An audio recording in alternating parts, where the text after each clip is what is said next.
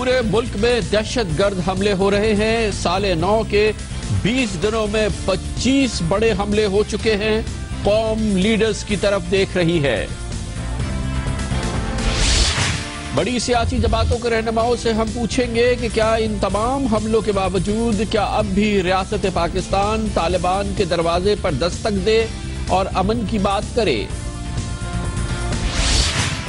Supreme court of Pakistan میں missing persons کے حوالے سے فوج کے بارے میں جو آراء آئی تھی اس پر وزارت دفاع نے سپریم کورٹ میں کہا ہے کہ اس پر نظر ثانی کی جائے۔ اے ایف آئی سی کے ذرائع کہتے ہیں کہ فی الحال جنرل پرویز مشرف کی طبیعت ایسی نہیں کہ وہ سفر کے قابل ہوں، اس لیے امکان نہیں ہے کہ 24 جنوری کو بھی وہ خصوصی عدالت جائیں گے۔ دن بھر کی اہم ترین خبروں، تبصروں اور تجزیوں کے ساتھ آپ دیکھ رہے ہیں پروگرام آج کامران خان کے ساتھ۔ السلام علیکم، میں ہوں کامران خان۔ پاکستان میں دہشت گردی کے واقعات اور بڑے حملے اب روزانہ کا معمول بن گئے ہیں، اور اس سال یعنی کہ سن 2014 کے 20 روز میں 25 بڑے دہشت گرد حملے ہو چکے ہیں۔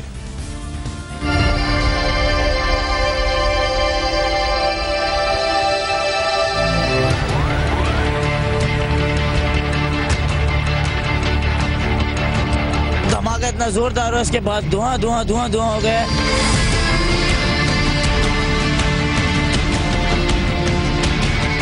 دوسری رکعت کے لیے بندے جھکے تو اس کے ساتھ ہی ایک دھماکہ ہوا۔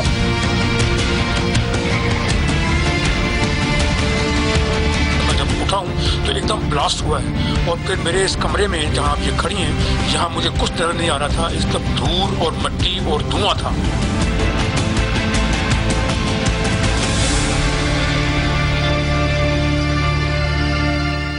دھماکہ وہ لفظ بن گیا ہے جو آج کل آپ میڈیا پہ سب سے زیادہ سنتے ہیں، اور آج کا دھماکہ صبح 7:40 پر راولپنڈی کے آرے بازار میں ہوا، جو کہ جنرل ہیڈ کوارٹر سے یعنی کہ فوج کے ہیڈ کوارٹر سے چند قدموں کے فاصلے پر ہے۔ خود کش حملہ آور جو تقریباً 7 کلوگرام بارودی مواد اپنے جسم سے باندھا ہوا تھا، اس نے اپنے آپ کو دھماکے سے اڑایا اور معصوم شہریوں کی ایک بار پھر ہلاکت ہو گئی۔ کل ملا کے 13 لوگوں کی ہلاکت ہوئی ہے، جس میں 8 سیکیورٹی اہلکار ہیں، فوج کے سپاہی ہیں جو کہ اس علاقے میں موجود تھے اور اپنے دفاتر جا رہے تھے۔ اس حملے میں عام لوگ شہید ہوئے، عام غریب پاکستانیوں کی ایک بار پھر شہادت ہوئی، اور ایک بار پھر خبریں جس میں کہ خون کی، آگ کی اور دھماکوں کی باتیں تھیں تمام میڈیا پر نظر آئی۔ آج صرف ایک ہی واقعہ نہیں ہوا ہے، آرے بازار کا آج صبح کا واقعہ ہے۔ اب سے تھوڑی دیر قبل کراچی کے منگو پیر کے علاقے کے قریب میاں والی کالونی میں، یہ وہی علاقہ ہے جہاں پہ ہر دوسرے تیسرے روز کسی بڑے حملے کی اطلاعات آتی ہے۔ رینجرز پر ایک دستی بم پھینکا گیا ہے، رینجرز کی موبائل گاڑی پر، جس میں اطلاعات کے مطابق 4 اہلکار ہوئے ہیں۔ آج ہی پشاور میں ایک شیعہ عالم کو بھی قتل کیا گیا ہے، یہ بھی آج ہی کا واقعہ ہے۔ آج کا سب سے سنگین واقعہ آج صبح 7:40 پر راولپنڈی کے بھرے بازار میں ہوا، لیکن وہ وقت ایسا نہیں تھا جس وقت عام طور پہ شہری شاپنگ کر رہے ہوں، لیکن اس وقت عام آدمی جو ہے وہ اپنے دفاتر جا رہا ہوتا ہے، بچوں کو اسکول چھوڑنے جا رہے ہوتے ہیں، اور اسی قسم کے معمول ہوتا ہے جس وقت کے آج کا یہ ایک بہت بڑا دھماکہ ہوا۔ اس کی مزید تفصیلات ہمیں دیں گے راولپنڈی سے ہمارے کورسپونڈنٹ عابد ملک۔ یہ عابد بتائیے گا کس مقام پہ کس انداز میں یہ واقعہ ہوا، اور اس کے بارے میں مزید کیا معلومات ہے ہمارے پاس؟ جی کامران خان صاحب، میں اس وقت آرے بازار میں موجود ہوں، اور یہی وہ علاقہ ہے جہاں پر صبح خودکش حملہ کیا گیا۔ خودکش حملہ آور اسی رستے سے گیا آگے اور جی ایچ کیو کی طرف، اور اس نے آگے جا کر آرے بازار میں خود کو بلاسٹ کر لیا۔ یہ علاقہ کافی سینسٹیو علاقہ ہے، حساس علاقہ ہے، یہ کینٹ کا علاقہ ہے، اور اس سے آگے جی ایچ کیو ہے ایک طرف، اور ساتھ ہی اس کے ایف ڈبلیو او اور این ایل سی کے دفاتر ہیں۔ صبح کے ٹائم پر یہاں پر کافی ہلچل ہوتی ہے، چہل قدمی ہوتی ہے یہاں پر، چونکہ یہاں پر سے فوجی جوان یہاں سے گزر کر جی ایچ کیو اور این ایل سی اور ایف ڈبلیو او کے دفاتر کی طرف جاتے ہیں، اور اس وقت کافی رش ہوتا ہے جب خود کو حملہ آور نے اپنے آپ کو بلاسٹ کیا۔ اور پولیس کا بھی یہی کہنا ہے کہ اس کا حملہ آور کا جو ہدف تھا وہ جی ایچ کیو اور جو فوجی جوان تھے وہ اس کا ہدف تھے، اور اسی ذات میں آ کر ایک جو ہے وہ اسکول جاتا ہوا جو طالب علم تھا وہ بھی جاں بحق ہو گیا۔ یہ ہوا آج کا واقعہ، لیکن حالات کی سنگینی کا اگر آپ کو اندازہ لگانا ہے تو اعداد و شمار پہ نگاہ خیال رکھنی ہوگی۔ اعداد و شمار کے مطابق نیا سال جب سے شروع ہوا ہے یعنی کہ سن 2014 کے 20 روز کے دوران پاکستان میں اب تک 25 دہشت گرد حملے ہو چکے ہیں۔ ان 25 دہشت گرد حملوں میں 99 افراد اپنی جانیں کھو بیٹھے ہیں اور ان 20 دنوں کے دوران 144 پاکستانی زخمی ہو چکے ہیں۔ 20 دن ہیں اور 25 دہشت گرد حملے سن 2014 میں ہو چکے ہیں۔ اس سے اگر مکمل طور پہ حالات کی سنگینی کا اندازہ نہیں ہوتا یا اگر کوئی کہے کہ ہاں فی الحال یہ حالات ایسے ہیں تو ایسا نہیں ہے۔ پچھلے کئی مہینوں سے یہی حالات ہیں اور اسی انداز میں دہشت گردی ہو رہی ہے۔ حکومت کی تبدیلی کے بعد 5 جون 2013 سے یعنی کہ 5 جون گزشتہ سال سے اب تک تقریباً 230 دن ہوئے ہیں اور اس دوران 219 دہشت گرد حملے پاکستان میں ہو چکے ہیں۔ 219 دہشت گرد حملوں میں 1220 پاکستانی اپنے جانیں کھو بیٹھے ہیں۔ یہ سب کچھ ہوا ہے حکومت کی تبدیلی کے بعد 5 جون 2013 سے۔ اس کا مطلب یہ بھی نہیں ہے کہ صرف 5 جون سے حالات میں خرابی ہوئی ہے اور دہشت گرد حملوں میں اضافہ ہوا ہے۔ اس سے پہلے کی بھی اعداد و شمار دیکھیں گے تو کچھ ایسی ہی تصویر نظر آئے گی، لیکن ہے تصویر ضرور بھیانک جو اس وقت آپ کے سامنے نظر آ رہی ہے۔ 5 جون سے 230 دنوں میں 219 دہشت گرد حملے، 1220 ہلاکتیں اور اس سال کے صرف 20 دنوں میں 25 حملے، 99 ہلاکتیں اس وقت تک پاکستانیوں کی ہو چکی ہیں۔ روزانہ ہلاکتیں، روزانہ دہشت گرد حملے اور یہ پچھلے کئی دنوں سے تو ان میں شدید تیزی دیکھنے میں آئی ہے۔ آج ہی 3 حملے، آرے بازار کا حملہ ہوا ہے، پشاور میں مولانا موسوی کو جاں بحق کیا گیا گولی مار کے، اور کراچی کے علاقے منگو پیر میں اب سے تھوڑی دیر قبل رینجرز کی گاڑی پر دستی حملہ ہوا، دستی بم کا حملہ ہوا۔ کل کا سب سے بڑا واقعہ بنو میں ہوا تھا جب ایف سی کے اور سیکورٹی فورسز کے قافلے پر خودکش حملہ ہوا تھا، یا پہلے سے بم نصب کی جو ٹرک میں بم نصب تھا اس میں دھماکہ کیا گیا تھا جس میں 23 اہلکار اپنی جانیں کھو بیٹھے تھے۔ اس کے علاوہ کل ہی ایک بڑا واقعہ منڈی بہاؤالدین پنجاب میں ہوا تھا جب اہل سنت والجماعت کے مولانا محمد احمد کو جاں بحق کر دیا گیا تھا۔ یہ فرقہ وارانہ دہشت گردی کا واقعہ ہے اور یہی اسی قسم کا ایک واقعہ 18 جنوری کو یعنی کہ پرسوں سرگودا میں ہوا تھا جب اہل سنت والجماعت کے 3 مقامی رہنما کو جاں بحق کیا گیا تھا۔ 17 جنوری کو بڑے واقعات کراچی میں ہوئے تھے۔ ایکسپریس نیوز کی گاڑی پر حملہ کیا گیا تھا جس میں ایکسپریس نیوز کے 3 ٹیکنیشینز اور ڈرائیور اس واقعے میں جاں بحق ہو گئے تھے۔ اسی دن کراچی میں شارع فیصل پر 3 علماء کرام کو گولیاں مار کے جاں بحق کیا گیا تھا۔ 3 علماء کرام کی شہادتیں ہوئی تھی اور اسی دن راجن پور میں ریلوے ٹریک پر بم دھماکہ ہوا تھا جس میں 3 افراد جاں بحق ہوئے تھے۔ یہ صرف پچھلے چند دنوں کے واقعات ہیں جو میں آپ کو بتا رہا ہوں۔ اس سے پہلے 16 جنوری کو کراچی میں پولیس موبائلز پر فائرنگز ہوئی تھی۔ 2 پولیس موبائلز پر 2 مختلف جگہوں پہ فائرنگ میں 4 پولیس اہلکار جاں بحق ہو گئے تھے اور 16 جنوری کو بھی اسی طرح کے واقعات ہوئے تھے۔ 15 جنوری کو پشاور میں تبلیغی مرکز میں بہت بڑا بم دھماکہ ہوا تھا جس میں 9 افراد جاں بحق ہو گئے تھے اور اسی قسم کے واقعات مسلسل چل رہے ہیں۔ پشاور میں اے این پی کے رہنما میاں مشتاق کو سمیت 3 افراد کو جاں بحق کیا گیا تھا اور 9 جنوری کو کراچی میں S S P C I D Chaudhry Aslam کو بم دھماکے میں ہلاک کر دیا گیا تھا۔ یہ وہ واقعات ہیں جو کہ مسلسل اس سال کے دوران ہوئے ہیں۔ ایک بار پھر آپ کو بتائیں 20 روز میں 25 حملے ہوئے ہیں۔ ان میں سے بڑے حملوں کی ذمہ داری براہ راست تحریک طالبان پاکستان نے قبول کی ہے اور اس کے ترجمان جناب شاہد اللہ شاہد نے آج کے آرے بازار کی ذمہ داری بھی قبول کی۔ انہوں نے بنو حملے کی بھی ذمہ داری کل قبول کی اور اس کی باقاعدہ ذمہ داری کا ایک تحریری بیان بھی جاری کر دیا تھا۔ اس کے علاوہ نجی ٹی وی جو ایکسپریس نیوز پر حملہ ہوا تھا اس کی ذمہ داری تحریک طالبان کے احسان اللہ احسان نے قبول کی تھی۔ شانگلہ میں مسلم لیگ نون کے رہنما جناب امیر مقام پر جو حملہ ہوا تھا اس کی ذمہ داری شاہد اللہ شاہد نے یعنی کہ تحریک طالبان نے براہ راست قبول کی تھی اور میاں مشتاق اے این پی کے رہنما کو 12 جنوری کو جب شہید کیا گیا تھا تو اس کی ذمہ داری تحریک طالبان کے ترجمان شاہد اللہ شاہد نے قبول کی تھی اور اسی طرح سے چودھری اسلم پر جب حملہ ہوا تھا تو اس کی ذمہ داری بھی براہ راست تحریک طالبان نے قبول کی تھی۔ مجموعی صورتحال گھمبیر، بھیانک اور خطرناک، ہر صورت میں پاکستان بھر میں یہ حملے ہو رہے ہیں اور اس میں کوئی ایسا شہر یا کوئی ایسا صوبہ نہیں ہے جسے ہم کہہ سکتے ہیں کہ وہاں پہ حالات پرسکون ہے۔ اسی پس منظر میں آج پاکستان کی وفاقی کابینہ کا اجلاس ہوا۔ وزیر اعظم جناب نواز شریف کی صدارت میں ہونے والے اس اجلاس میں اطلاعات کے مطابق قومی سلامتی کی پالیسی کو سامنے رکھا گیا، وزراء سے اس سلسلے میں انپٹ لی گئی، لیکن اتنے نازک موڑ پہ ہونے والے اس اجلاس میں مزید کیا ہوا یا کوئی فیصلے ہوئے، اس پر بات کرنے کے لیے جاتے ہیں اسلام آباد جہاں پر موجود ہیں ہمارے سینئر کورسپونڈنٹ آصف علی بھٹی۔ بہت بہت شکریہ بھٹی صاحب۔ اتنا بھیانک پس منظر ہے کہ جس وقت وفاقی کابینہ کا اجلاس ہوا اس وقت یہ باڈیز اٹھائی جا رہی تھی آرے بازار سے اور زخمیوں کو اسپتالوں میں پہنچایا جا رہا تھا. اس سے ایک روز پہلے بنوں میں 22 سیکیورٹی اہلکار نچلے درجے کے بیچارے غریب ہمارے فوجی اور ایف سی کے اہلکار شہید ہو چکے تھے. آج جب وفاقی کابینہ کا اجلاس ہوا تو وہاں پہ کیا ماحول تھا؟ اس حوالے سے کچھ ہمیں معلومات ہے؟ بالکل کامران خان صاحب، جیسا کہ آپ نے اپنے شروع میں ذکر کر دیا ہے کہ جس طرح کے سانحات ہوئے آج وفاقی کابینہ کا جب اجلاس شروع ہوا ہے تو کافی سنجیدہ ماحول تھا، اور ہمارے ذرائع ہمیں بتاتے ہیں کہ وزیراعظم خود بھی بہت سنجیدہ اور بہت زیادہ غمزدہ نظر آتے تھے. بنیادی اس کا ایک فیکٹر یہ بھی تھا کہ ابھی جو ہماری اطلاعات ہیں وزیراعظم میاں محمد نواز شریف کی، اس سے پہلے army chief general Raheel Sharif سے تفصیلی بات ہوئی تھی، ٹیلی فونیکلی ان کا رابطہ ہوا تھا، جس میں شدید مذمت کی گئی تھی اس واقعے کی جو کہ راولپنڈی میں ہوا ہے اور جو گزشتہ روز بنوں میں ہوا تھا، یعنی اتوار کے روز. بنیادی جو فوکل پوائنٹ تھا اس ڈسکشن کا وہ یہی تھا کہ اب حکومت کس طرح سے آگے بڑھے اور کس طریقے سے میسج دیا جائے ایسا کہ جس سے حکومت کی ریٹ اسٹیبلش ہوتی ہوئی نظر آئے. لیکن آپ والی بات ہے کہ صرف باتیں سنائی دی ہمیں، لیکن عملی طور پر آج جو کیبنٹ کے سامنے جو ایجنڈا تھا وہ بہت طویل تھا، کوئی 35 نکاتی ایجنڈا تھا، جس میں سب سے پہلا پوائنٹ تھا پاکستان کی نئی داخلی سلامتی کی پالیسی. لیکن داخلی سلامتی کی پالیسی پر جو ڈسکشن ہوئی اس کے بارے میں وزیراعظم کچھ مطمئن نہیں دکھائی دیے.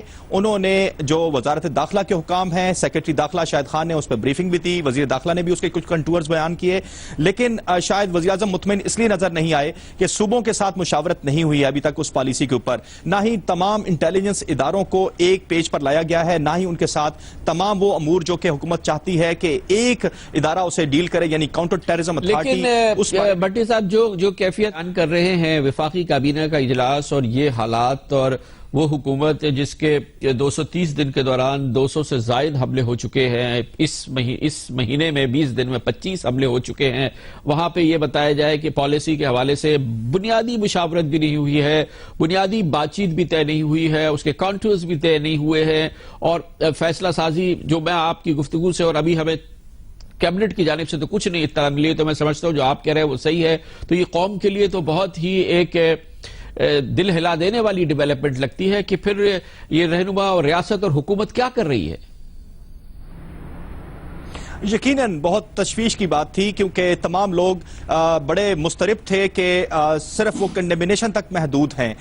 اور آج جو اجلاس کے اندر کی کہانی ہمیں پتہ چلی ہے اس میں بھی تمام وزراء نے باری باری غم زدہ ہو کر اس پر افسوس کا صرف اظہار کیا ہے، انکلوڈنگ وزیر داخلہ، اور وزیراعظم خود بھی ظاہر ہے جیسے میں نے کہا کہ غم زدہ تھے. لیکن بنیادی جو فوکل ایشو جیسے میں نے کہا کہ پالیسی تھا، تیاری نہ ہونے کا بالکل وزیراعظم کو احساس ہوا ہے، لیکن اب کرنا کیا ہے اس بارے میں صرف ایک سٹیٹمنٹ جو کہ ہم نے جیو نیوز کے ناظرین کو دن میں بتائی تھی کہ اب حکومت سمجھتی ہے کہ یہ غیر معمولی صورتحال ہے اور غیر معمولی صورتحال میں غیر معمولی فیصلہ کرنے ہوں گے، یہ ضروری ہے. اور وزیراعظم نے ساتھ میں یہ بھی کہا کہ اب وہ فیصلہ کرنے کا وقت آن پہنچا ہے. بہت بہت شکریہ. آصف علی بھٹی ہمارے ساتھ تھے. بہت اہم بات یہ ہے کہ اس نازک موڑ پہ قوم اپنے رہنما سے، اپنے وزیر اعظم سے اور اپنی حکومت سے سننا چاہتی ہے کہ اس کا رد عمل کیا ہے، اس حوالے سے کیا اس کی حکمت عملی ترتیب دی گئی ہے، کیا فیصلے ہو رہے ہیں. پیغام حکومت سے عوام کو ملنا چاہیے، اس کی بہت شدید ضرورت ہے. اس پوری گھمبیر صورتحال میں ہماری بھرپور کوشش تھی کہ وفاقی کابینہ کے بیان کے اجلاس کے بعد اگر کوئی دو ٹوک بیان سامنے نہیں آیا تو ہم عوام کے سامنے اس اجلاس کے حوالے سے معلومات پیش کریں. ہماری کوشش تھی کہ وزیر داخلہ، وزیر دفاع یا وزیر اطلاعات و نشریات ہمارے اس پروگرام میں شامل ہو سکیں، مگر ہماری پوری کوشش کے باوجود ایسا نہیں ہو سکا. ایک فقدان سا نظر آتا ہے اس وقت رابطے کا حکومت اور عوام جو کہ دہشت گردی کے مارے ہوئے نظر آتے ہیں. لیتے ہیں کمرشل بریک اور اس کے بعد ذکر کریں گے کہ کیا اب بھی ریاست جائے، طالبان کے دروازے پہ دستک دے اور امن کی بات کرے، کیا یہ اس وقت کی ضرورت ہے؟ ہم اپنے ممتاز سیاسی جماعتوں سے پوچھیں گے ایک کمرشل بریک کے بعد.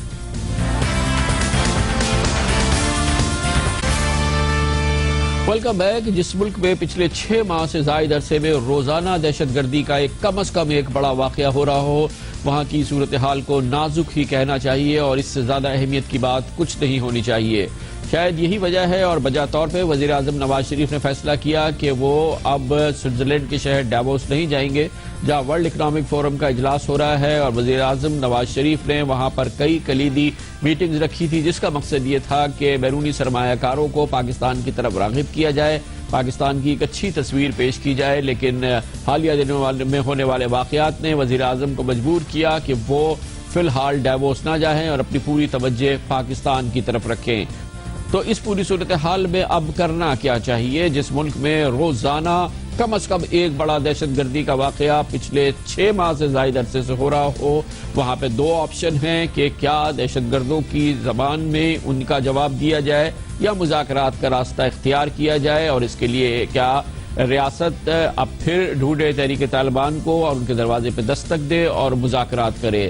فیصلہ کرنا ہے رہنماؤں کو. پوری قوم اس وقت بے بس ہے اور وہ صرف اپنے رہنماؤں کی طرف دیکھ رہی ہے کہ وہ اس سلسلے میں کیا فیصلہ کرتے ہیں. یقینی طور پہ یہ کہنا بیجا ہوگا کہ صرف یہ حکومت کی ذمہ داری ہے یا حکمراں جماعت کی ذمہ داری ہے. چیلنج جس نوعیت کا ہے، پوری پاکستان کی قوم کو متحد ہونا ہوگا، چاہے وہ عدالتیں ہوں، عوام ہوں یا سیاسی جماعتیں ہوں. یہ جب تک ایک ساتھ نہیں جڑیں گی اس صورتحال کا کوئی جواب نہیں مل سکتا.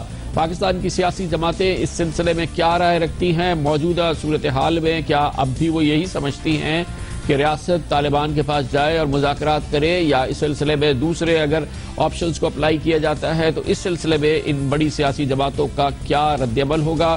اس کے لیے اہمیت کی بات ہے وہ جماعتوں کا رد عمل جن کے بارے میں مبصر عام طور پہ سمجھتے ہیں کہ ان کے دلوں میں طالبان کے لیے اب بھی نرم گوشہ موجود ہے اور وہ شدت سے چاہتے ہیں کہ پاکستانی ہیں اور ان سے مذاکرات ہی کرنے چاہیے. ہم نے اس سلسلے میں تفصیلی بات چیت کی اور اس کے لیے ہم نے تحریک طالبان کے اس حوالے سے جو جماعتیں جن میں نرم گوشہ ہے ان سے بات کی. ہمارے ساتھ اس وقت موجود ہوں گے تحریک انصاف، پاکستان تحریک انصاف کی جانب سے جناب سینیٹر شفقت محمود، جماعت اسلامی کے سیکرٹری جنرل جناب لیاقت بلوچ اور جمعیت علماء اسلام کے ترجمان جناب جان اچکزئی. ایک ایسی سیاسی جماعت جس کے بارے میں یہ تاثر نہیں ہے کہ اس کے دل میں طالبان کے لیے نرم گوشہ ہے، اس کی بھی رائے جانیں گے. اور اس کے لیے ہمیں جوائن کر رہے ہیں عوامی نیشنل پارٹی کے جناب افراسیاب خٹک.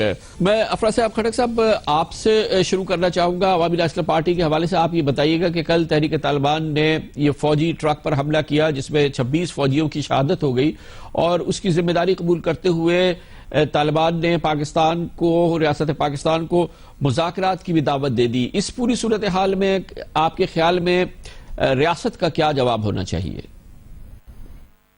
یہ دیکھیں، یہ تو حکومت کے پاس انٹیلیجنس ہے، ان کے پاس اپنے ذرائع ہیں، وہ بتا سکتے ہیں فیصلہ کرنا، کیونکہ انہوں نے ووٹ بھی انہوں نے لیا تھا یہ کہہ کے کہ پچھلی حکومت کی پالیسیاں غلط تھیں، یہ درست پالیسیاں لائیں گے اور امن قائم کریں گے.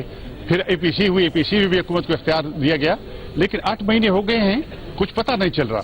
حکومت کی طرف سے نہ بات چیت ہوئی ہے، نہ کارروائی ہوئی ہے، نہ کوئی پلان، مقصد، کوئی منصوبہ ظاہر کیا گیا ہے کہ کس طرح سے شارٹ ٹرم یا لانگ ٹرم منصوبہ ہے کہ جس کے ذریعے ملک میں امن قائم ہوگا، ملک میں ریاست کی عملداری قائم ہوگی اور عوام کو تحفظ ملے گا. بہت عدم تحفظ کا احساس پایا جاتا ہے ملک کے اندر، اور جس طرح سے پچھلے 24 گھنٹوں میں حملے ہوئے ہیں، صحافیوں پہ ہوئے ہیں، فوجیوں پہ ہمارے ہوئے ہیں. وہ تو آپ صحیح ہے افراسیاب صاحب، وہ سچویشن تو ہم تو یہ چاہیں گے کہ اس پوری صورتحال میں ہم جانے کہ ریاست کا رد عمل کیا ہونا چاہیے. آپ فرمائیے گا شفقت محمود صاحب، آپ کے خیال میں اگر آپ گورنمنٹ میں ہوتے، یہ صورتحال ہوتی، تو آج آپ تحریک طالبان کو کیا جواب دیتے؟ سب سے پہلے تو یہ تحریک انصاف کی طرف سے پہلے بھی عمران خان صاحب نے بھی کیا ہے اور میں بھی تحریک طالبان کی شدید مذمت کرتا ہوں جو یہ ٹیکٹک استعمال کر رہے ہیں اور جس طریقے سے وہ ٹارگٹ آپریشنز جاری کر رہے ہیں. اور یقیناً یہ جو ٹارگٹ آپریشنز انہوں نے شروع کیے ہیں اور جس طرح یہ حملے کر رہے ہیں اور جس طرح جانی نقصان پہنچا رہے ہیں، تو اس سے مذاکرات کے لیے کوئی ماحول بہتر نہیں ہو رہا بلکہ کشیدہ ہو رہا ہے. لیکن ہم ساتھ یہ بھی کہیں گے کہ حکومت کو ساری قوم نے ایک مینڈیٹ دیا تھا اور حکومت اس چیز کا جواب دے کہ انہوں نے ابھی تک کیا کیا ہے. 4 ماہ گزر گئے ہیں، ابھی تک ہمارے ذہن میں کوئی کلیئرٹی نہیں ہے کہ حکومت کیا کرنا چاہتی ہے. کبھی کہتے ہیں کہ مذاکرات کر رہے ہیں، سمیع الحق صاحب کو مینڈیٹ دے دیا ہے، فلاں صاحب کو مینڈیٹ دے دیا ہے، 3 ممبر پارٹی گئی ہے. دوسری طرف وزیر داخلہ صاحب فرماتے ہیں کہ وہ مذاکرات کرنا نہیں چاہتے. تو اپنی پوزیشن کلیئر کریں اور اب بتائیں قوم کو کہ کیا پوزیشن ہے اصلی، کہ کہاں ہم کھڑے ہیں، کیا اس مذاکرات ناکام ہو چکے ہیں، کیا وہ آگے بڑھ رہے ہیں، کیا کچھ اور ایسی بات ہوئی ہے، کون سا گروپ مذاکرات کرنے کے لیے تیار ہے، کون سا نہیں ہے. لیکن حکومت کی طرف سے ہمیں کوئی جواب نہیں مل رہا.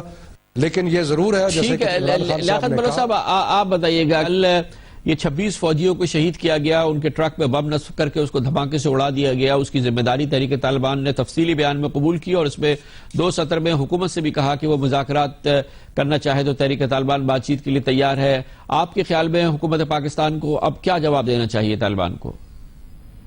کامران صاحب، یہ جو واقعات مسلسل ہو رہے ہیں یہ بہت ہی افسوسناک ہیں، ہم ان کی شدید مذمت کرتے ہیں.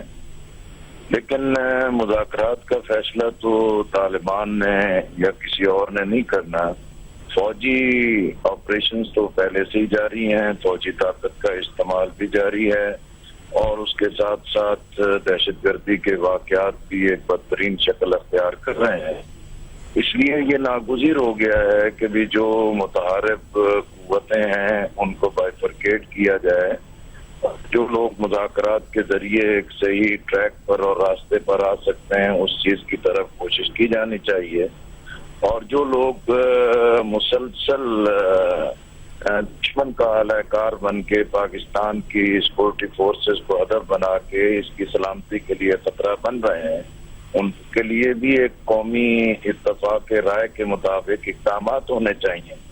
اس لیے یہ جو مذاکرات کا معاملہ ہے یہ امن کے لیے بھی ضروری ہے اور جو امن کو تباہ کر رہے ہیں ان کے خلاف اقدام کے لیے بھی ضروری ہے. ٹھیک ہے، میں سمجھ گیا کہ آپ جماعت اسلامی کی جانب سے یہ کہہ رہے ہیں کہ جو فوج پہ حملہ کر رہے ہیں، ہماری سیکورٹی فورسز کو نشانہ بنا رہے ہیں، ان کے خلاف کارروائی ہونی چاہیے اور جو لوگ مذاکرات کے حامی ہیں ان سے مذاکرات ہونی چاہیے. جمیعت علماء اسلام کا اس سلسلے میں کیا موقف ہے؟ اب یہ تازہ ترین واقعات ہوئے ہیں، تحریک طالبان نے ذمہ داری قبول کی ہے جانا چکزئی صاحب، اور پھر اسی میں ساتھ کہہ دیا ہے کہ ہم سے مذاکرات اگر آپ کرنا چاہیں تو کریں. ہم سمجھتے ہیں کہ آج بھی اگر ہم کوشش کریں قبائلی عوام کو اس میں انوالو کریں، جو جرگہ بنایا ہے، جو انسٹیٹیوشن ہے اس کو ہم انوالو کریں، فیسیلیٹیٹ کریں اور کانفیڈنس بلڈنگ میجر کے لیے کچھ اقدامات ہم کریں اور کچھ اقدامات طالبان کی طرف سے آئے تو ہمیں یقین ہے کہ ہم مذاکرات میں کامیابی حاصل کر سکتے ہیں. اس میں کوئی شک نہیں ہے کہ سپوائلرز آج بھی ہیں اور بہت سے لوگ ریجنل میں بھی اور پاکستان میں بھی نہیں چاہیں گے کہ یہ مذاکرات کامیاب ہوں. لیکن اگر ہم پوری کوشش کریں اور جس کے لیے ایک ماحول کی ضرورت ہے، سٹیپس اٹھانے کی ضرورت ہے، اگر ہم یہ اٹھانے کے لیے تیار ہیں اور دوسری پارٹی بھی کچھ فلیکسیبلٹی شو کرنے کے لیے تیار ہے، وہ ہم کر سکتے ہیں. مثال کے طور پر اگر حکومت ایک بڑی پارٹی کی حیثیت سے جو لوگ گرفتار ہوئے ہیں جن پہ کوئی کرائم نہیں ہے، ملوث نہیں ہے، بہت سے لوگ ہیں، میں ان کی بات نہیں کر رہا جو ہینوس کرائم میں ملوث ہیں، ان کے حوالے سے حکومت کا رویہ کیا ہونا چاہیے. دوسری بات یہ جو ابھی ہوئے ہیں فاٹا میں، وہاں پہ ہارٹ اینڈ مائنڈ، دل و دماغ کی لڑائی میں سویلین بھی ان کو بھی نقصان ہوا ہے. اس حوالے سے اگر ہم احتیاط کریں اور دوسری طرف طالبان کی طرف سے اگر واقعی ہم یہ سٹیپ کرتے ہیں اور ہم کوشش کرتے ہیں کہ ہم اعتماد بنانے کی، اگر وہ ہماری سیکورٹی فورسز پہ حملے جو ہے وہ بند کرتے ہیں یا اندھیا دیتے ہیں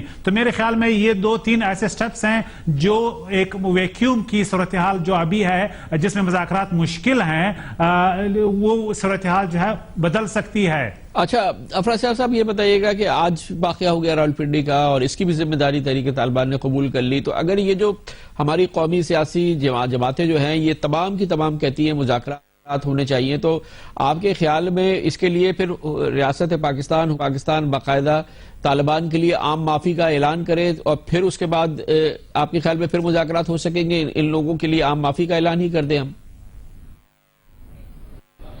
دیکھیں، جیسے میں نے کہا کہ قانون سے کوئی بالاتر نہیں ہونا چاہیے اور پاکستان کا آئین اور پاکستان کے قوانین جو ہیں سب کے لیے مساوی اور برابر ہوں. قانون کے مطابق جو لوگ جرم کریں ان کے خلاف قانون کے مطابق کارروائی، ایسی بات ہے کہ اس سے کسی کو استثناء حاصل نہیں ہونا چاہیے. آپ کیا کہیں گے؟ تحریک انصاف آج بھی دیکھیں نا، آرے بازار کا واقعہ ہوا ہے، تحریک طالبان نے اس کی باقاعدہ ذمہ داری قبول کی ہے، پھر ہماری اور آپ کی مذاکرات کی یہ خواہش، تو ہم اس سلسلے میں طالبان کو ایک حتمی معافی نہ دے دیتے؟ کیونکہ اگر ہم ایک طرف سے کہیں کہ انہوں نے ہمارے لوگوں کو قتل کیا ہے، فوجیوں کو شہید کیا ہے، ان لوگوں کو کیا ہے، تو پھر یہ عوام کے لیے تو یہ بہت ہی کنفیوزنگ صورتحال ہے. اس سے بہتر ہے کہ ہم معاف کر دیں. بالکل ایسی معافی کی بات جو ہے وہ ایسے نہیں ہوتی کہ آپ پہلے سے اناؤنس کر دیں کہ معافی دے دی یا کچھ کر دیا. یہ بڑے خطرناک واقعات ہیں. ہماری فوجی شہید ہو رہے ہیں اور بہت قوم کو اس کی بہت تکلیف ہے، اور اس کے لیے پہلے سے یہ اس قسم کے اعلانات تو نہیں ہونے چاہیے. تو کیا کریں لیاقت بلوچ صاحب؟ آپ بتائیے جماعت اسلامی کیا کہتی ہے؟ ان لوگوں سے بات چیت کریں یا ان لوگوں کو پھر معاف کر دیں؟ اور معاف نہ کریں تو پھر ان کے ساتھ کیا کریں؟ دیکھیں جی، یہ تو مذاکرات کرنے کا اختیار تو حکومت کے پاس ہے، فوج کے پاس ہے، انٹیلیجنس اداروں کے پاس ہے. وہ اس کی بہتر تحقیق کر سکتے ہیں کہ یہ واقعات کے بعد جن چیزوں کو تسلیم کیا جاتا ہے اس کی کتنی حقیقت ہے، یا اس کے پیچھے وہی ماسٹر مائنڈ اور وہی ہاتھ کا فرما ہے کہ جس کا اصل ہدف تو پاکستان کی سلامتی ہے، پاکستان کو غیر مستحکم کرنا ہے، پاکستان کو ناکام ریاست ثابت کرنا ہے. اس لیے ایک ایسے ماحول کے اندر اس طرح کے اعلانات اور چیزوں کو تسلیم کیے جانے سے وہ تمام منظر یا لخت نہیں ختم ہو سکتے جو پاکستان کے خلاف دشمن قوتیں برسر پیکار ہیں. اس لیے یہ فیصلہ کرنا کسی اور کا نہیں ہے بلکہ حکومت کا فیصلہ ہے. تو جان اچکزئی صاحب آپ بتائیے گا کہ مذاکرات کیسے کریں اگر حملے ہو رہے ہیں اور مسلسل معصوم شہری بھی اس میں اللہ کو پیارے ہو رہے ہیں، فوجی بھی ہو رہے ہیں، پولیس کے اہلکار بھی ہو رہے ہیں، پھر ان سے مذاکرات کریں تو عملاً ہم معاف کر رہے ہیں روزانہ کے واقعات پر اور پھر مذاکرات کے لیے آگے بڑھ رہے ہیں. یہ کیا حکمت ہے؟ میرے خیال میں عام معافی تو خیر جب ہم سیز کے فائر کریں گے اس کے بعد جب ایک فائنل ایگریمنٹ کی بات کریں گے تو لازمی بات ہے جو لوگ جیل میں ہیں جن کے خلاف جو ہے سنگین الزامات ہیں اور جو لوگ مورچے میں بیٹھے ہوئے ہیں وقت یہ میرے خیال میں اس حوالے سے کوئی فیصلہ کیا جا سکتا ہے. اچھا ایک اور سینیریو کو ڈسکس کر لیتے ہیں کہ جی ہم معافی وغیرہ بات کر رہے ہیں لیکن یہ تو فوجی شہید ہو رہے ہیں، ان پر اتنے بڑے حملے ہوئے ہیں، فوج جوابی کارروائی کرتی ہے اور ان کے گڑھ پہ جا کے یا شمالی وزیرستان میں کارروائی کرتی ہے، تو عوامی راشٹر پارٹی کا کیا رد عمل ہوگا عفان صاحب؟ جی ہمارا تو ہم یہ کہیں گے کسی جگہ کا ایک جگہ کے بجائے میں ہم یہ کہوں گا کہ جہاں جہاں ریاست کی عملداری نہیں ہے، حکومت کی عملداری نہیں ہے، وہاں پہ حکومت کو اپنی عملداری قائم کرنی چاہیے، کیونکہ عملداری نہ ہونے سے ایک خلا پیدا ہوتا ہے. اس خلا کو دہشت گرد بھرتے ہیں، وہ کل کو خدا نخواستہ اور ممالک اس کو بھریں گے، پھر ہم کیا کریں گے؟ تو میں سمجھتا ہوں کہ جہاں جہاں ریاست کی عملداری نہیں ہے، ریاست کی عملداری قائم کرنا حکومت کا فرض ہے، اور اگر اس فرض کو حکومت نہیں نبھا سکے وہ حکومت کہلائے جانے کی مستحق نہیں ہے. آپ بتائیں نا شفقت محمود صاحب، تحریک انصاف کیا کرے گی اگر یہ اتنی بڑی تعداد میں فوجیوں کی شہادتیں مسلسل ہو رہی ہیں؟ کل کا واقعہ ہوا، آج کا واقعہ ہوا، فوج جاتی ہے اور ان کے ٹھکانوں پر حملے کرتی ہے اور کارروائی کرتی ہے، چاہے وہ شمالی وزیرستان ہو دوسرا علاقہ ہو، پھر آپ کیا کہیں گے؟ دیکھیں اگر قومی مشاورت ہوتی ہے، سارے ویو پوائنٹ آتے ہیں، تو پھر اس کے مطابق تحریک انصاف بھی اپنا فیصلہ کرے گی. لیکن ہم اپنی فوج، ہماری اپنی فوج ہے، ہم اپنی فوج کے ساتھ کھڑے ہیں. یہ ہمارے ایک قومی فوج ہے، اور اس کے ساتھ جو بھی نقصان ہوتا ہے، کچھ ہوتا ہے، وہ ہم فوج کے ساتھ کھڑے ہیں، ہمیشہ کھڑے رہیں گے. اس کیفیت میں جماعت اسلامی کا کیا رد عمل ہوگا لیاقت بلوچ صاحب؟ گزارش یہ ہے کہ اس وقت بھی ملک میں بہت ساری جگہوں پہ فوجی آپریشن اور فوجی طاقت اور قوت کا استعمال جاری ہے. تو ان آپریشنز کا یا اس طاقت کے استعمال کا یا اپنے لوگوں کے بارے میں اس طرح کے اقدامات کے کیا نتائج ہیں، یہ بیلنس شیٹ تو خود ہی طے کر سکتے ہیں کہ بھی اس راستے کو اختیار کرنے سے ہمیں کیا حاصل ہوا ہے اور اس کے نتیجے میں نفرتیں، دوریاں اور بے اعتمادی اور خلفشار کتنا بڑا ہے. یہ تو فوجی آپریشن کرنے والے خود ہی اس کا فیصلہ کر سکتے ہیں. بتائیں آپ جان اچکزئی صاحب، یہ ایک جوابی کارروائی تو ہو سکتی ہے اور ہو سکتا ہے پوری قوم بھی حمایت کرے کہ اتنے بڑے بڑے حملے ہوئے ہیں، اس کے خلاف جوابی کارروائی ہو. جہاں پر بھی اس قسم کے ٹھکانے ہیں، جمعیت علماء اسلام کہاں کھڑی ہوگی؟ ہم سمجھتے ہیں کہ اگر واقعی یہ صورتحال ایسی ہے جو بہت تشویشناک حد تک بڑھ گئی ہے، لیکن اگر صرف وزیرستان میں ऑपरेशन होते हैं तो हमने देखा है कि कराची में हम कंट्रोल नहीं कर पा रहे, पिंडी का आज वाकया हुआ और बहुत से वाकयात है, क्योंकि हम तैयार नहीं है कि अर्बन टेररिज्म के हवाले से हमारी कैपेबिलिटी वो नहीं है। लिहाजा अगर वहां करेंगे तो ठीक है, हम स्पेस डिनाई करेंगे, लेकिन वो दूसरे इलाकों में फैल जाएंगे और इसका नतीजा ये होगा कि ठीक है, हमने बाकी भी टेक्टिकल लेवल पे कामयाबियां हासिल की थी, स्वात की मिसाल आपके सामने है और दूसरे फाटा के इलाके, लेकिन क्या उसे दहशतगर्दी खत्म हो गई? नहीं, उसे फैल गई है। लिहाजा क्या हमने सिर्फ स्पेस डिनाई करना है उनको या हमने जंग जीतनी है? ये दो सवालात हैं जिनका जवाब हमने देना है। बहुत बहुत शुक्रिया जान अचकज़ई साहब, जमीयतुल उलमा इस्लाम, लियाकत बलोच साहब जमात इस्लामी, शौकत महमूद साहब तहरीक इंसाफ और अफरा साहब खटक साहब अवामी नेशनल पार्टी। इंतहाई नाजुक और अहम मामले पे आपने इन सियासी जमातों की राय सुनी। कमर्शियल ब्रेक और उसके बाद जिक्र करेंगे फौज पे हमले भी हो रहे हैं और दूसरी कार्रवाइयाँ भी है, लेकिन इसी दौरान वजारत दिफा ने सुप्रीम कोर्ट ऑफ पाकिस्तान में नजरसानी की अपील दायर करने का फैसला किया है। उस फैसले के हवाले से जो गुमशुदा अफराद के हवाले से दिया था सुप्रीम कोर्ट ऑफ पाकिस्तान ने, और इसमें फौजी हुक्काम की सरजनिश की गई थी और इस हवाले से बहुत सख्त रिमार्क्स भी सामने आए थे। इसके बारे में बात करते हैं कमर्शियल ब्रेक के बाद।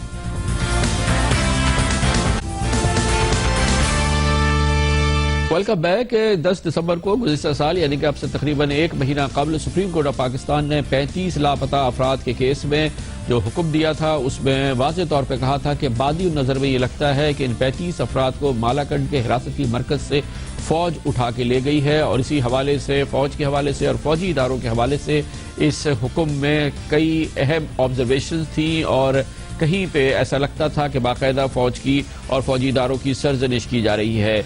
इस हवाले से न सिर्फ ये कि इस हुक्म में फौज के हवाले से बहुत अहम ऑब्जर्वेशन थी, बल्कि इस दौरान जो केस चला है और जिस बेंच की सदारत साबिक चीफ जस्टिस पाकिस्तान जनाब जस्टिस इफ्तिखार मोहम्मद चौधरी कर रहे हैं, फौज के हवाले से रोजाना अहम अहकाम सामने आते थे, चाहे इसमें फौजी अफसरों की सुप्रीम कोर्ट ऑफ पाकिस्तान के सामने पेशी के मामलात हो या फौजी हुक्काम की पुलिस हुक्काम के सामने बलूचिस्तान के लापता अफराद के हवाले से पेशी के अहकामात हो या दूसरे अहकामात हो।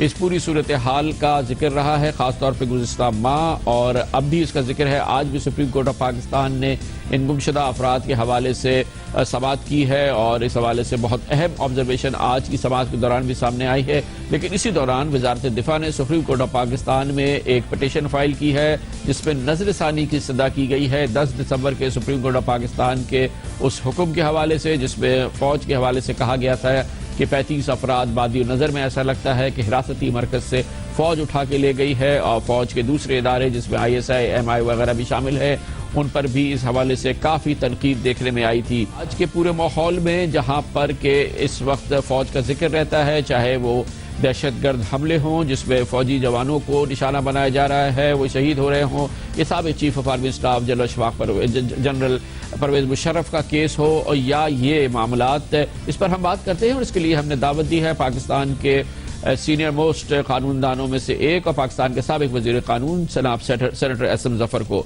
बहुत बहुत शुक्रिया जफर साहब। पहले तो ये बताइएगा कि जो मिनिस्ट्री ऑफ डिफेंस है वो काफ़ी डेस्परेट नज़र आती है और उसकी बड़ी ये इस वक्त बहुत कोशिश है कि क्योंकि फौज के हवाले से बड़ी सीरियस ऑब्जर्वेशन है 10 दिसंबर के फैसले में कि उनको एक्सपेंज कराया जाए या उनको रिव्यू कराया जाए, इसकी क्या वजह है? फौज के कोर दी स्पिरिट को कायम रखने के लिए शायद इस मामलात को जरूरी समझा गया है कि अब नजरसानी करके अदलिया से फिर कोई फैसले में नरमी या कोई और सूरत हाल पैदा करने की कोशिश की जाए।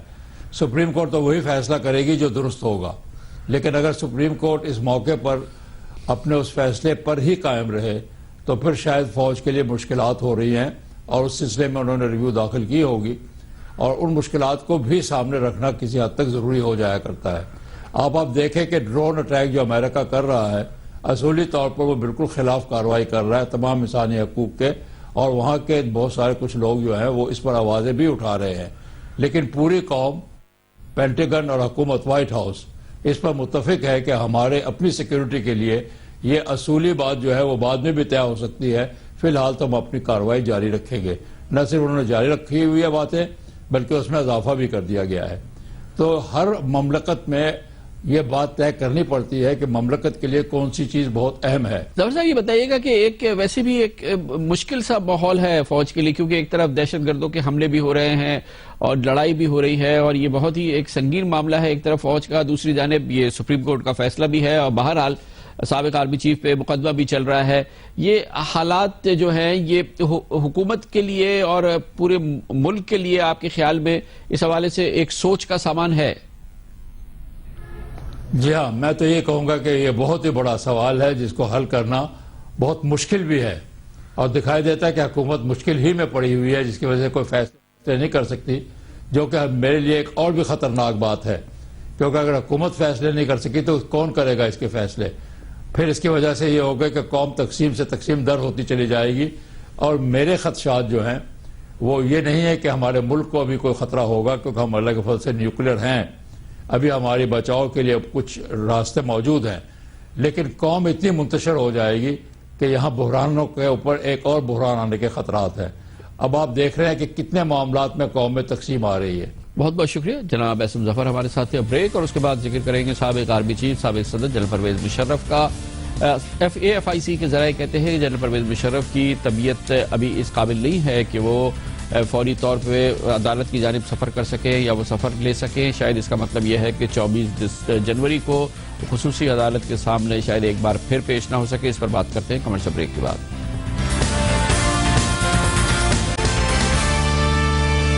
Welcome back. AFIC وہ اسپتال جہاں پہ جنرل پرویز مشرف زیر علاج ہیں، وہاں کے ذرائع کہتے ہیں کہ جنرل پرویز مشرف کی ابھی بھی طبیعت مکمل طور پر تسلی بخش نہیں ہے، ابھی بھی وہ صاحب فراش ہیں اور فوری طور پہ وہ سفر کے قابل نہیں ہے، اور امکانات یہی دکھاتے ہیں کہ شاید وہ 24 جنوری تک بھی اس قابل نہیں ہو سکیں گے۔ وہ تاریخ ہے جب خصوصی عدالت نے جنرل پرویز مشرف کو ایک بار پھر طلب کیا ہے۔ آج بھی خصوصی عدالت میں اس حوالے سے مقدمہ چلتا رہا، لیکن آج بھی معاملات ابھی جنرل پرویز مشرف کے خلاف براہ راست مقدمہ نہیں ہے، بلکہ وہ اعتراضات ہیں جو اس خصوصی عدالت کے حوالے سے، اس کی ججز کے حوالے سے اور دوسرے جو منسلکہ امور ہیں اس حوالے سے جنرل پرویز مشرف کے وکلاء نے اٹھائے ہیں۔ آج خصوصی عدالت کی میں سماعت کے دوران ان اعتراضات کے حوالے سے کیا بات چیت ہوئی یہ پوچھیں گے اسلام آباد میں۔ اس کے لیے ہمیں ایک بار پھر جوائن کیا ہمارے نمائندہ خصوصی عبدالقیوم صدیقی نے۔ قیوم صدیقی صاحب بتائیے گا، آج بھی خصوصی عدالت میں کافی طویل سماعت ہوئی ہے۔ جی ہاں کامران صاحب، انور منصور خان کے دلائل جو ہیں وہ جاری ہیں، ججز کی نامزدگی اور جو خصوصی عدالت کی تشکیل کے حوالے سے۔ اس پر اکرم شیخ ایڈوکیٹ جو ہے استغاثہ کی طرف سے ان کے جوابی دلائل جو ہیں وہ شروع ہو چکے ہیں، جبکہ ان دو نکات کے اوپر انور منصور نے اپنے دلائل مکمل کر لیے، اور آج انہوں نے اپنے دلائل کے اندر یہ موقف اختیار کیا کہ جنرل پرویز مشرف کے خلاف مقدمہ وزیر اعظم نواز شریف کی طرف سے ان کے ذاتی عناد کے باعث ہے اور یہ ملک کے لیے بہتر نہیں ہوگا۔ اس حوالے سے انہوں نے جنگ اور دی نیوز میں وزیر اعظم نواز شریف کا شائع ہونے والا انٹرویو جو تھا اس کا بھی حوالہ دیا، اور یہ بھی موقف اختیار کیا کہ ججز کی نامزدگی کے حوالے سے وفاقی حکومت نے مشاورت ان سابق chief justice of Pakistan justice Iftikhar Muhammad Chaudhry سے کی، جیسا کہ خود انہوں نے اپنی جو کمپلینٹ ہے اس کے ساتھ جو فرد جرم داخل کی ہے اس کے جو تیسری جو دفعہ ہے اس کے مطابق 3 نومبر 2007 کے اقدام میں جہاں دیگر ججز ان کو گھر بھیجا گیا، وہیں پہ سابق chief justice Pakistan justice Iftikhar Muhammad Chaudhry کو بھی بھیجا گیا، اور ان کا موقف یہ تھا کہ انہی چیف جسٹس آف پاکستان سے خصوصی عدالت کے ججز کی نامزدگی کے حوالے سے وفاقی حکومت نے مشورہ کیا، اور جو عدالت کی تشکیل کے حوالے سے کابینہ اور وزیر اعظم کی منظوری نہیں لی گئی۔ اس پر اکرم شیخ ایڈوکیٹ جو ہیں انہوں نے اپنے جوابی دلائل جو شروع کیے ہیں، اور انہوں نے ابتدا میں یہ موقف اختیار کیا ہے کہ آئین کے تحت جو رولز آف بزنس ہیں اس میں وفاقی کابینہ کے سامنے جو فرائض یا وفاقی کابینہ کے جو فرائض ہیں ان میں جو موضوعات اس کے جن کے لیے منظوری لینا ضروری ہوتی ہے وفاقی کابینہ کی، اس میں یہ کہیں شامل نہیں ہے کہ سنگین غداری کے مقدمے کی منظوری جو ہے وہ وفاقی کابینہ سے ہی لیا جانا ضروری ہے۔ اس حوالے سے ان کا یہ موقف تھا کہ اس حوالے سے جو کابینہ ہے اس کے اندر سنگین غداری کا مقدمہ چلانے کے حوالے سے نہ تو کوئی مشاورت ہوئی اور نہ ہی اس کے اوپر کوئی ووٹنگ کی گئی ہے، کیونکہ آئین کے تحت اس کی ضرورت نہیں، اور سنگین غداری کا جو مقدمہ ہے پرویز مشرف کے خلاف یہ دیگر جو فوجداری مقدمات ہیں ان کے طرح کا ہی ایک فوجداری مقدمہ ہے، اور اس حوالے سے ضروری نہیں ہے کہ کابینہ کی جو ہے وہ اس حوالے سے مشاورت لینا ضروری ہو۔ تو اس دوران میں 1 بجا اور اکرم شیخ ایڈوکیٹ نے کہا کہ گھڑیال نے 1 بجا دیا ہے اور وہ عدالت کے دیے گئے ٹائم کے، اور اب مزید سماعت جو ہے وہ کل ہوگی۔ بہت بہت شکریہ۔ اس کے ساتھ ہی ہمارے آج کے پروگرام کا اختتام ہوتا ہے۔ کل آپ سے پھر ملاقات ہوگی۔ کل تک کے لیے کامران خان کو اجازت۔ اللہ حافظ۔